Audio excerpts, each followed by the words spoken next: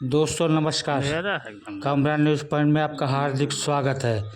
महिला आरक्षित सभासदी उपचुनाव में संरक्षक पति बन पुरुष लड़ रहे हैं चुनाव। महिला आरक्षित सीट पर 5 प्रत्याशी चुनाव मैदान में हैं सरगर्म। महिला आरक्षित सीट पर प्रत्याशी मुन्नी देवी को छोड़ पुरुष ही लड़ रहे हैं चुनाव। 15 अक्टूबर को होगा मतदान, 17 अक्टूबर को होगी मतगणना। नगर पालिका परिषद जायस के वार्ड नंबर 15 में 15 अक्टूबर को होने वाले सभासदी उपचुनाव में 5 प्रत्याशी चुनाव मैदान में उतरे हैं।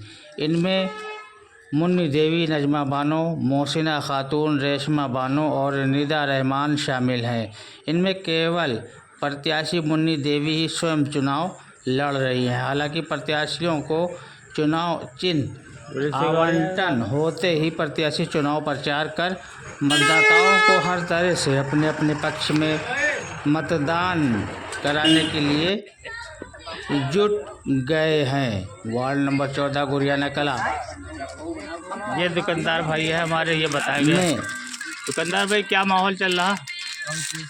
वार्ड नंबर 14 गुरियाना कला प्रत्याशियों के पोस्टर, बैनर और स्टिकर से भरे पड़े हैं और इन प्रचार सामग्री में केवल महिला प्रत्याशी के नाम मात्र ही पोस्टर, बैनर और स्टिकर में है। फोटो तो पुरुष की ही है, वो भी संरक्षक और पति के रूप में लगी है। साथ ही महिला प्रत्याशी के यही संरक्षक और पति अपने समर्थन में वार्ड में प्रचार भी कर रहे हैं। ऐसे में केंद्र सरकार के 33% महिला आरक्षण जायस में बेईमानी ही साबित हो रहे हैं, क्योंकि 17 अक्टूबर को होने वाले मतगणना में जीत के बाद यही संरक्षक या पति ही नगर पालिका में सभासदी भी करेंगे। कामरान न्यूज़ पॉइंट से मैं वहीद अब्बास नकवी। माहौल क्या है भाई जैद गुरु?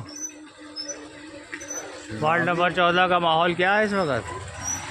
माहौल इस वक्त जो है चुनावी जो है माहौल लगा हुआ है। वार्ड नंबर 14 रात हो गई है, सारे आराम करने लगे, खाना खाने के लिए गए। अभी थोड़ी देर बाद फिर से मजमा इकट्ठा होगा। अच्छा,